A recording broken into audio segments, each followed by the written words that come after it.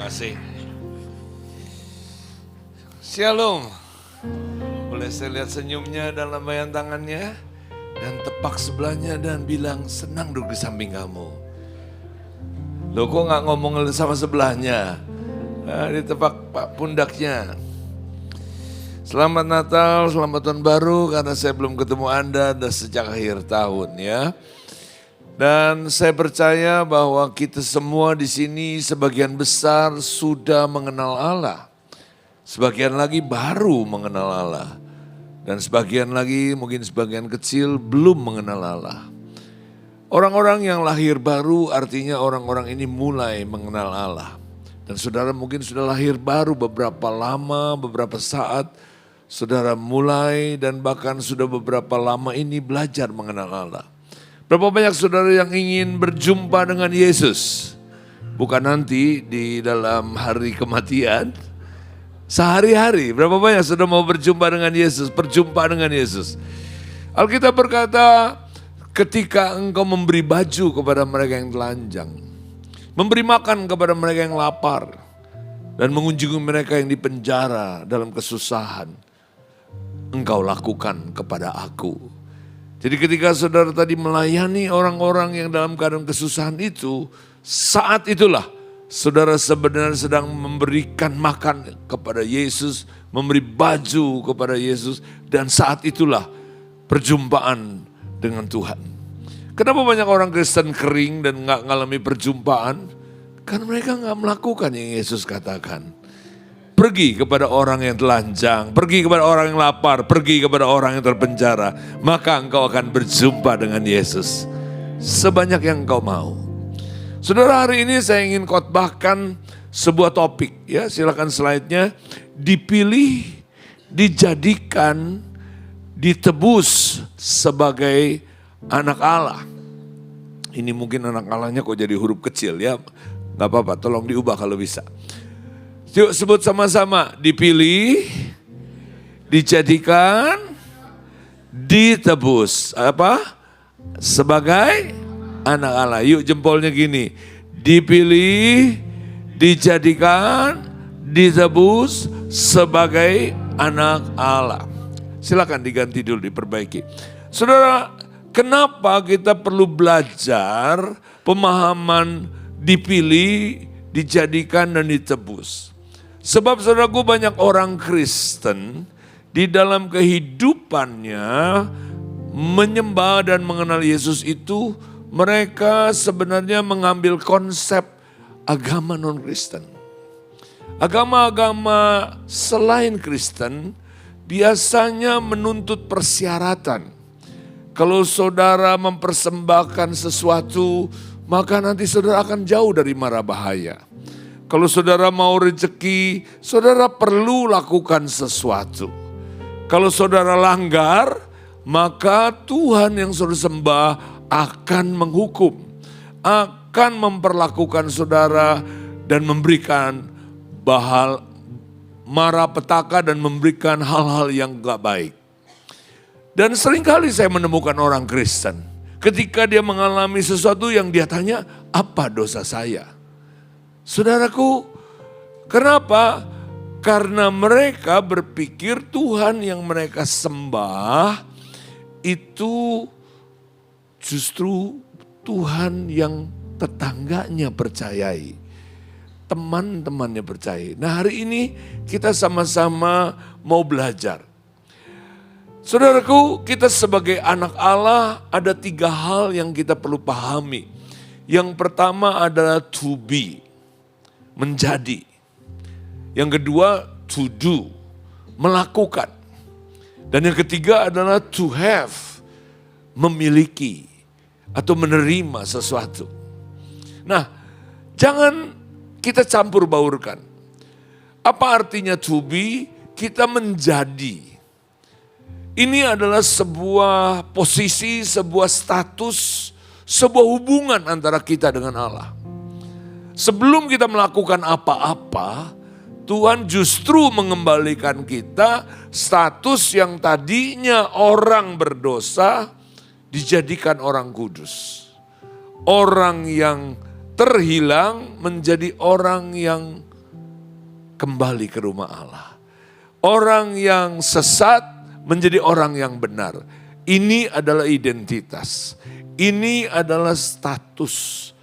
Ini adalah sebuah hubungan. Saudara, Tuhan gak minta kita melakukan apapun dulu. Tapi yang Tuhan mau justru Anda sadar siapa dirimu dan siapa Tuhanmu. Kekristenan tidak dimulai dari sini, maka saudara akan mengalami banyak kesulitan. To do, sesudah kita tahu siapa kita, siapa diri kita dan siapa Tuhan dan apa hubungannya, maka saudara bisa melanjutkan dengan melakukan. Melakukan pelayanan, melakukan kesaksian, melakukan apa saja bersama Tuhan. Untuk Tuhan dan karena Tuhan. Tapi jangan salah, saya temukan banyak orang Kristen, ketika dia melakukan sesuatu buat Tuhan, dia lupa statusnya, siapa dia. Sehingga seringkali saudaraku, dia pikir kalau dia melakukan sesuatu yang baik, baru Tuhan jadikan dia anak. Beberapa pengkhotbah yang mengatakan bahwa jangan engkau panggil dia Bapak. Ketika dia mengajar doa Bapa kami. Jangan kamu panggil dia Bapak. Jangan pikir dia Anda layak memanggil dia Bapak. Kalau Anda tidak melakukan yang diperintahkan. Jadi kita mesti lakukan dulu sempurna baru boleh manggil Bapak. Mengerikan sekali saudaraku. Siapa yang sudah melakukannya dengan sempurna? Ada yang pernah melakukannya dengan sempurna? Enggak ada. Justru Tuhan Yesus mengembalikan supaya kita semua yang tadinya tidak kenal Bapa. Yesus berkata, panggil dia Bapa. Yuk ucapkan sama-sama, Bapa. Yang Tuhan kembalikan bukan tentang apa yang kita lakukan. Yang Tuhan kembalikan yang pertama adalah status. Ucapkan sama-sama, status. Saudaraku, tanpa mengerti status akan jadi anak sulung. Anak sulung itu dia pikir aktif di rumah bapak, melakukan banyak, melayani bapaknya. Dan ketika bapaknya memberikan pesta buat anak bungsu yang kembali, anak sulung ini iri. Kok saya gak pernah dipestain? Kan saya tiap hari yang ngurusin bapak. Nah, ini anak sulung yang to do, tapi dia nggak sadar to be-nya. Dia terhilang tapi di rumah. Anak bungsu terhilang di luar rumah. Anak sulung terhilang di dalam rumah. Kenapa saya sebut terhilang? Dia nggak punya hubungan dengan bapak. Satu rumah, melakukan kegiatan buat bapak, tapi nggak punya hubungan. Dia nggak ingat statusnya adalah anak. Sebenarnya yang terhilang dua-duanya. Anak bungsu terhilang, anak sulung terhilang. Saudaraku, saya pernah menjadi hamba Tuhan yang sebenarnya juga lupa sama status. Saya masih aktif di gereja, saya berkhotbah, saya melayani. Tapi saya lupa, saya terhilang di gereja. Berapa banyak saudaraku, para hamba Tuhan, para majelis, para aktivis terhilang di dalam pelayanannya. Kenapa saya sebut terhilang? Dia lupa to be-nya. Nah saudaraku, setelah kita sadar itu to be, ya coba jempol gini, to be, to do, to have. Anda masuk lagi satu tahap yang namanya mengerti to have. Menerima sesuatu dari Allah. Memiliki sesuatu dari Allah. Nah biasanya yang kita harapkan berkat, mujizat, keajaiban. Saya mau kasih tahu malam ini saudaraku, itu semua adalah dampak akibat. Tapi to have yang saudara dan saya perlu kita justru pegang erat-erat adalah otoritas. Otoritas sebagai anak Allah. Dan kalau Anda justru mempunyai hak kesulungan itu, maka selebihnya akan saudara terima. Amin saudaraku. Mari kita lihat slide berikut, kita akan baca ayat ini untuk mendahului pemahaman kita. Siap untuk Bible study saudaraku? Ya senang sekali kalau lain kali hari Minggu bawa buku catatan. Atau khususnya kalau saya lagi ngajar ya. Tapi kalau saudara nggak sempat baca nggak bawa buku catatan, Anda boleh ulangi di YouTube dan nanti Anda catat. Baca sama-sama Efesus pasal 1 ayat 4. 2, 3.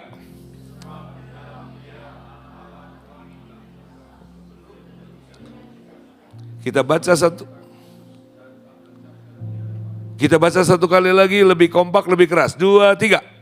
Sebab di dalam Dia Allah telah memilih kita sebelum dunia dijadikan, supaya kita kudus dan tak bercacat di hadapannya. Ayatnya nggak berkata dia pilih karena saudara kudus. Tapi dia pilih supaya. Kudus dulu atau dipilih dulu? Ada orang berpikir kalau dia dipilih saat dia bertobat. Wah, saya dipilih Tuhan kenapa? Karena saya bertobat. Salah, saudaraku. Saudara dipilih dulu, baru bertobat. Ayatnya di mana? Ini ayatnya jelas. Anda dan saya dipilih bukan waktu saudara menjadi orang percaya. Bukan karena saudara dibaptis, bukan karena saudara nangis-nangis. Bukan. Yang lebih bahaya lagi kalau saudara sombong, kalau saudara itu dipilih karena engkau rendah hati. Kok rendah hati kok malah sombong? Ada loh. Saudaraku, orang memamerkan kerendahan hatinya tapi sebenarnya sombong. Saya mau kasih tahu saudaraku, kita dipilih bukan karena kita baik. Bukan karena kita cantik, bukan karena kita kaya. Dan bukan karena apapun, tetapi oleh karena kasih. Alkitab bilang, sebab di dalam Dia telah Allah memilih kita karena kasih-Nya. Nah, Anda dipilih sebelum Anda lahir. Anda dipilih sebelum bapakmu dan kakekmu lahir. Anda dipilih sebelum Jawa ini pulau ada. Anda dipilih sebelum bumi ini ada. Mungkin muncul pertanyaan, gimana caranya ya? Wong saya belum ada. Engkau belum lahir, tahukah engkau setiap diri kita ini sudah ada dalam hati dan pikiran Allah. Kalau ibarat ada rak gitu ya saudaraku, ini cuma ilustrasi, ada rak, ada satu tempat di situ tulis Sameton. Belum waktunya untuk ditaruh di Jakarta saudaraku.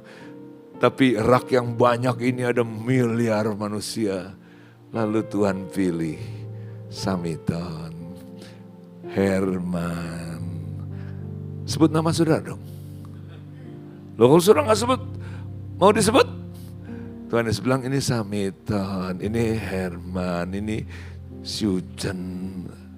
Saudara nyebut namamu? Amin. Dan Tuhan atur. Ini lahirnya tahun sekian, ini lagi lahir tahun sekian. Nanti tahun sekian orang ini lahir baru. Nanti tahun sekian orang ini mulai mengenal Allah. Tahun sekian mulai dia terkoneksi dengan aku.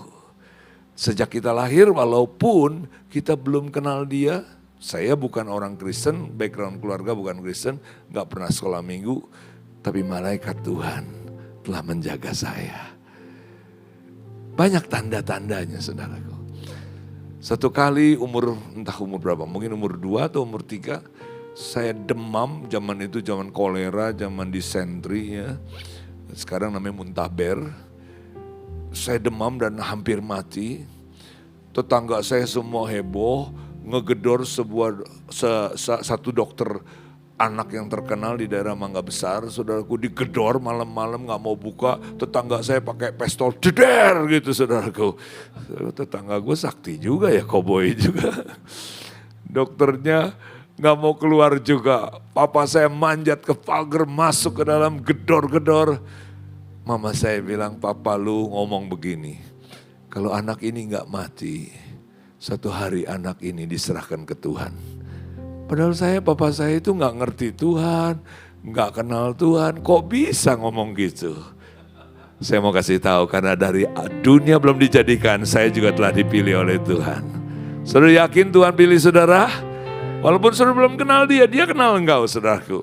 Dan ayat berikut mari kita baca Efesus 1 ayat 5. 2, 3 yang keras.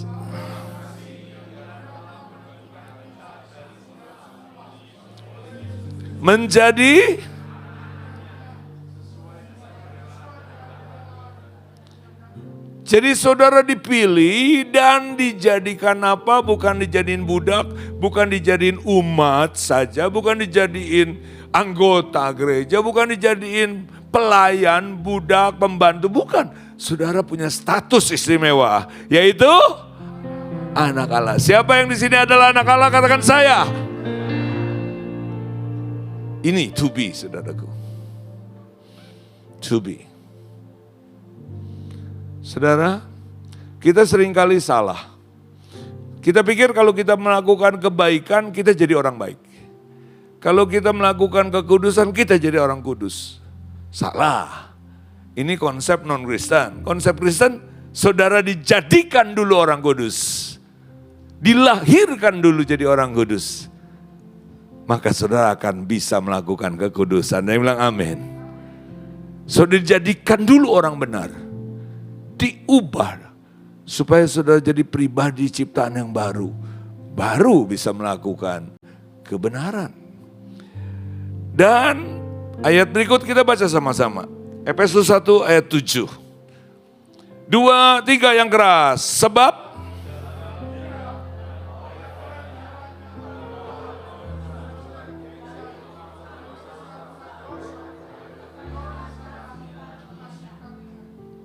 loh kok ditebus?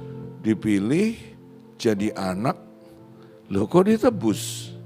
Oh iya, sebab Adam dan Hawa, opa Adam dan oma Hawa, dia jatuh dalam dosa.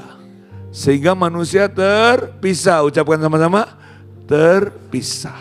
Dan itu yang disebut jatuh dalam dosa.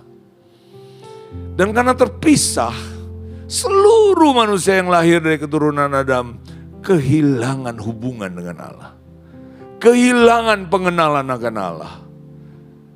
Kehilangan pemahaman, kesadaran bahwa Allah itu ada dan siapa sebenarnya Allah. Memang manusia berusaha untuk menemukan, jangan-jangan ada Allah. Semua usaha akhirnya kadang-kadang mereka putus asa dan berkata, Allah tidak ada. Karena mereka gak menemukan. Ya, semua manusia jatuh dalam dosa. Sampai ada yang berkesimpulan gak ada Allah.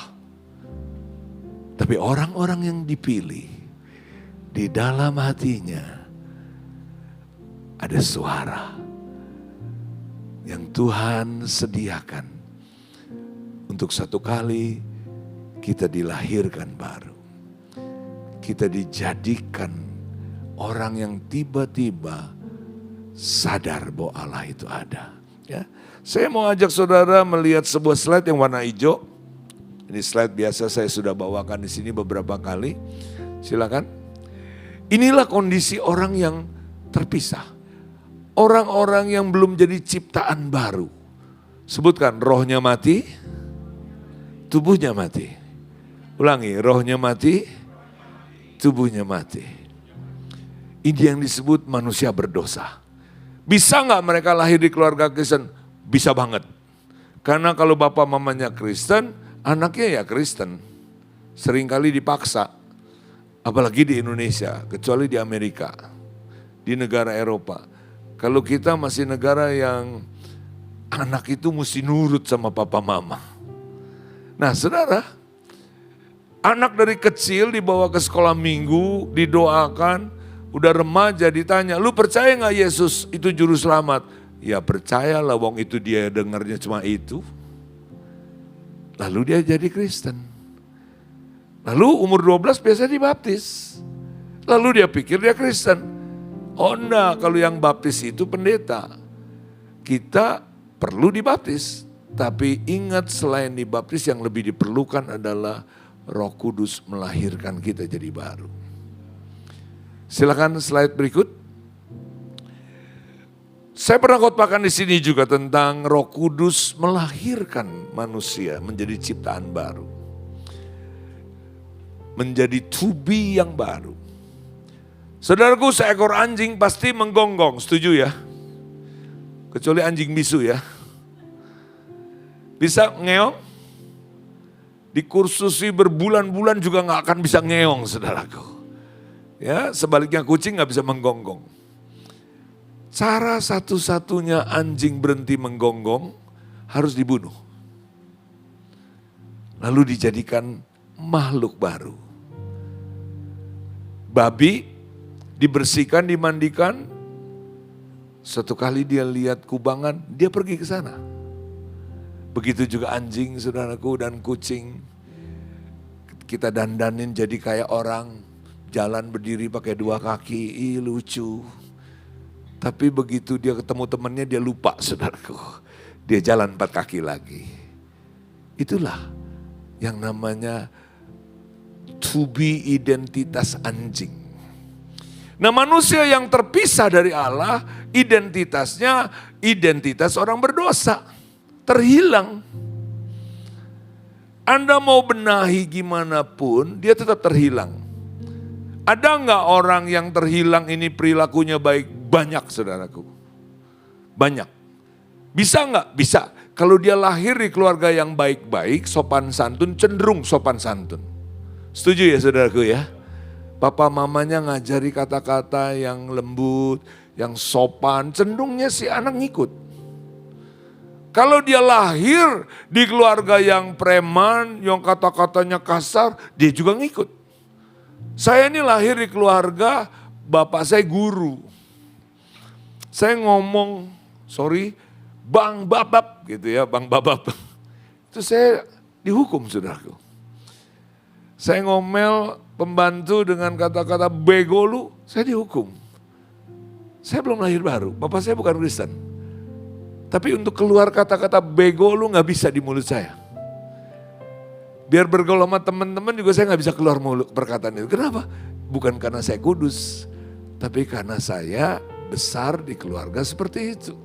Nah, saudaraku, jadi Tuhan mau kita semua lahir baru supaya apa? Supaya kita mendapat identitas baru, to be yang baru. Taruh tanganmu di sini. Saya lahir baru, menerima roh yang baru, dan menerima Roh Kudus. Jangan lagi minta ya, saudara. Minta Roh Kudus, mari masuk. Roh Kudus bersuara, sudah di dalam. Kenapa? Karena orang menerima Roh Kudus itu bukan karena saudara yang minta sebenarnya. Tapi karena Dia yang melahirkan kita jadi baru. Nah, slide berikut. Saudaraku, ketika engkau lahir baru, tiba-tiba engkau punya kemampuan berkoneksi kembali dengan Allah. Tiba-tiba engkau sadar Allah itu ada. Tiba-tiba engkau sadar Tuhan baik. Dan tiba-tiba engkau mengenal Allah. Inilah yang saya sebut kesadaran akan ciptaan yang baru dalam dirimu. Identitasmu yang diubah. To be. Saya ingin Anda ngelihat sebuah slide. Silakan film yang saya siapkan, Paulus. Boleh ditayangkan? Mari kita lihat sebuah testimoni seorang pendeta, seorang pelayan Tuhan. Dari awal, silakan.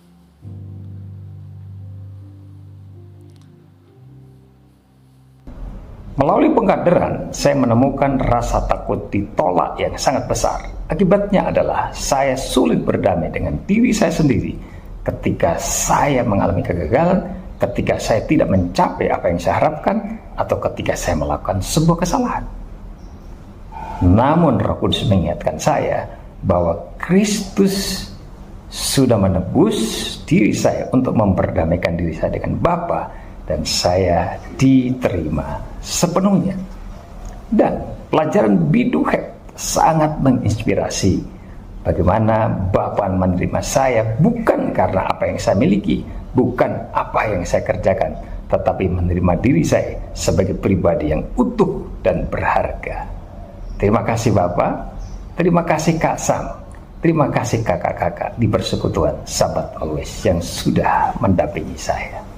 Kurang lebih 10 tahun sebelum ini, siapkan yang Pak Guyup. Kurang lebih 10 tahun sebelum ini saya mengkader 10 gembala, 10 pendeta, Paulus termasuk. Dia juga punya bisnis tapi saya kategorikan dia pendeta karena memang dia pendeta. Kebetulan satu sinode dengan Victory, GPK Pak. Sekarang dia ada di Bali. Nah, dia bukan orang Kristen baru. Dia pernah sekolah Alkitab, pernah jadi full timer di Pak Bekti dan sebagainya. Bukan, di Kohin ya. Nah, saudaraku, lalu dalam pengkaderan yang cukup intens, salah satu yang saya selalu ingatkan.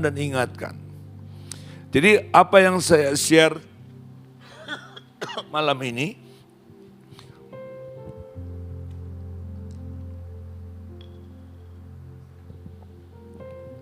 apa yang saya share malam ini nggak cukup Anda dengar sekali.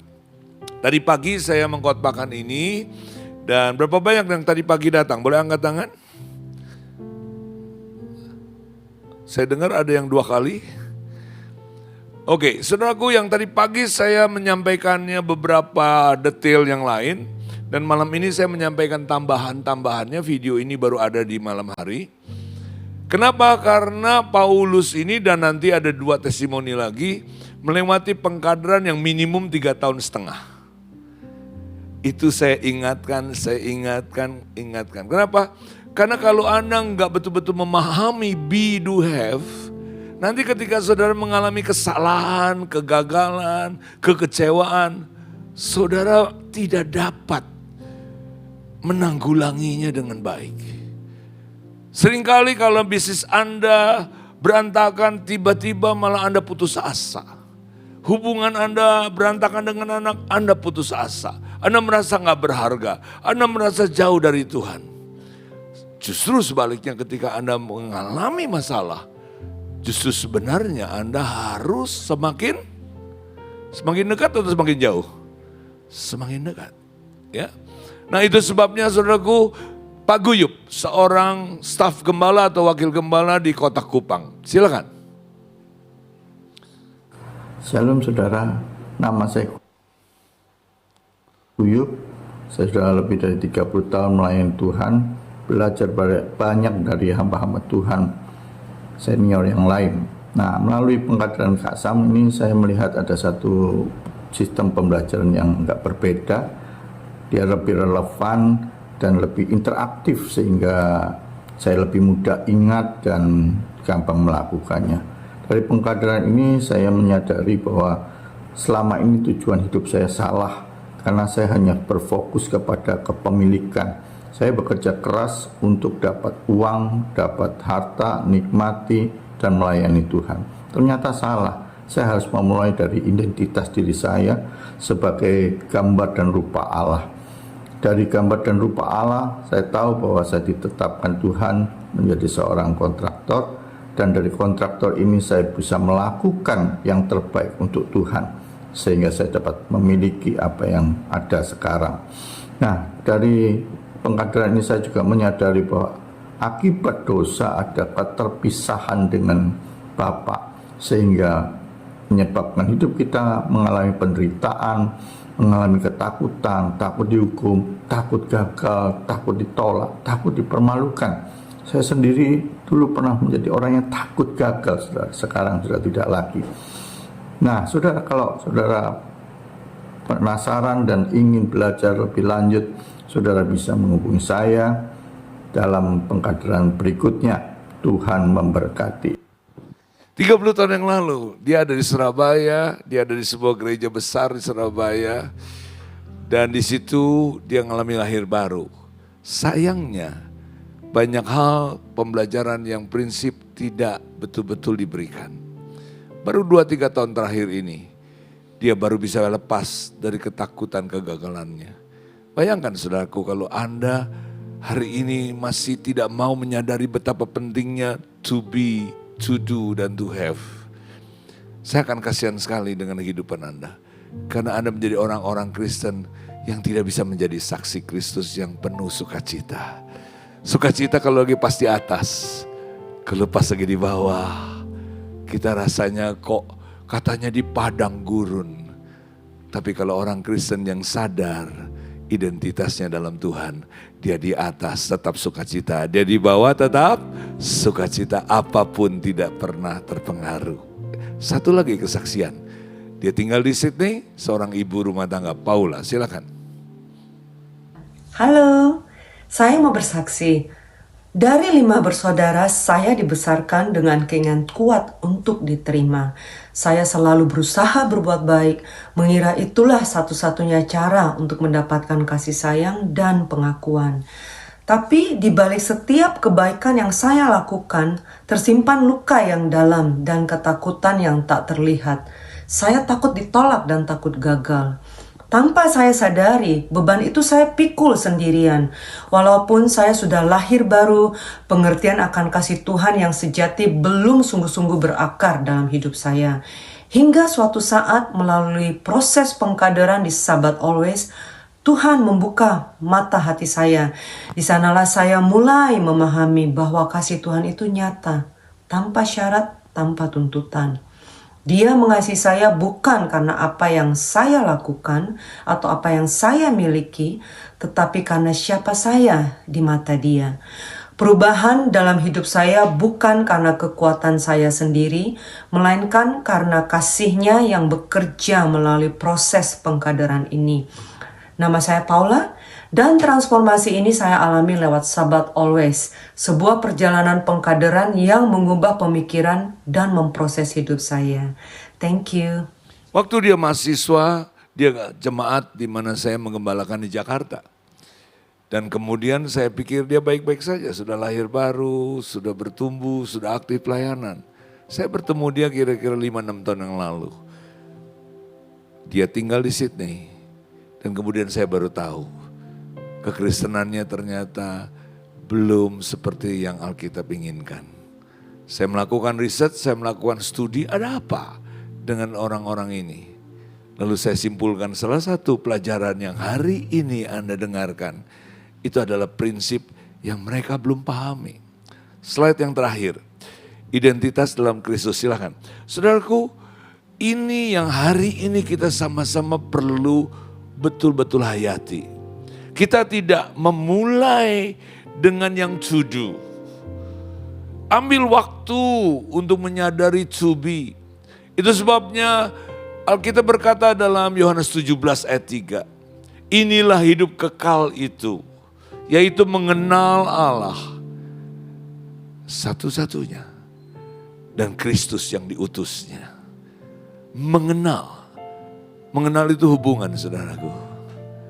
Saya pengen tanya, siapa yang suami istri di sini? Angkat tangan. Ketika engkau berhubungan dengan istri atau suamimu di kamar, di tempat tidur, yang namanya hubungan, itu bukan to do, tapi to be. Kan gak asik, saudaraku, ketika engkau lagi melakukan hubungan suami istri, tiba-tiba istri bilang, Pak, belum transfer listrik, Pak. Kan gak asik, saudaraku.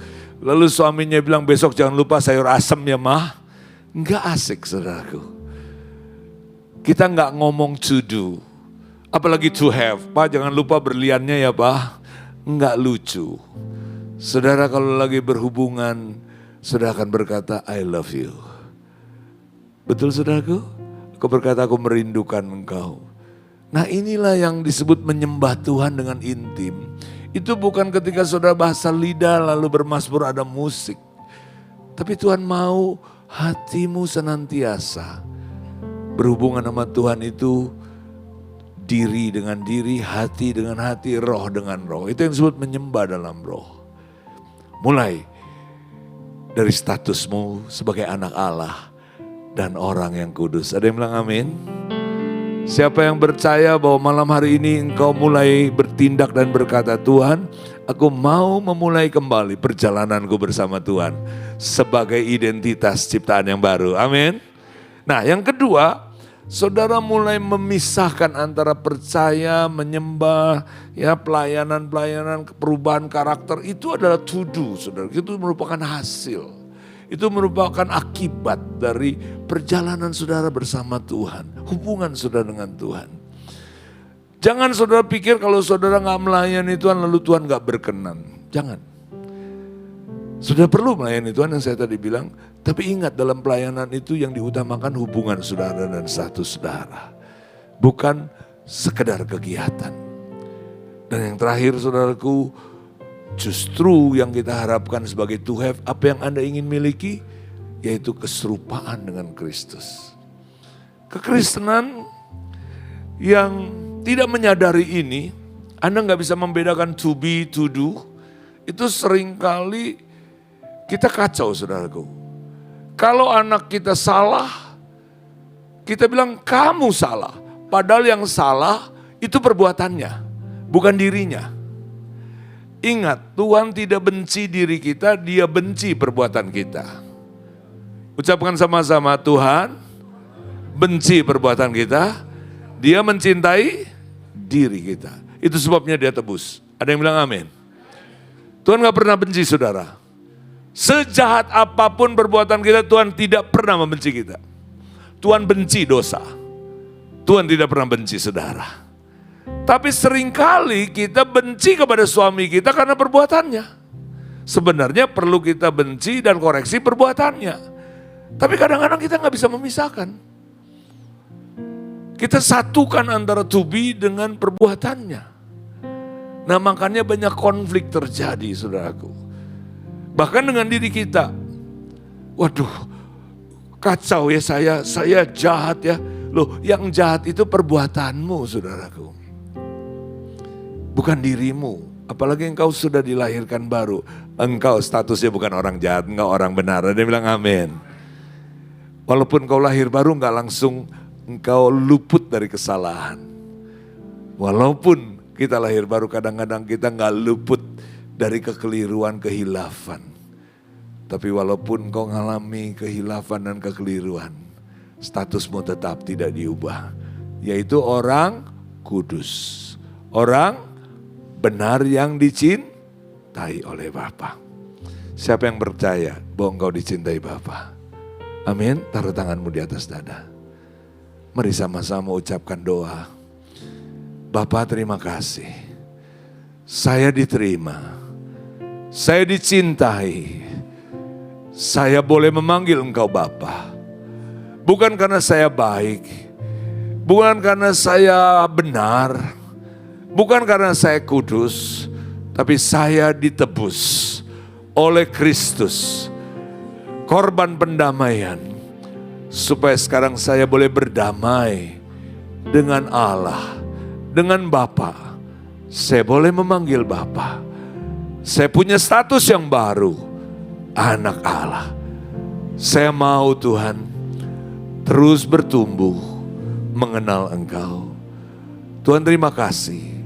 Saya mau mulai belajar untuk percaya, belajar untuk menyembah, belajar untuk bertobat, belajar untuk memperbaiki setiap kesalahan saya.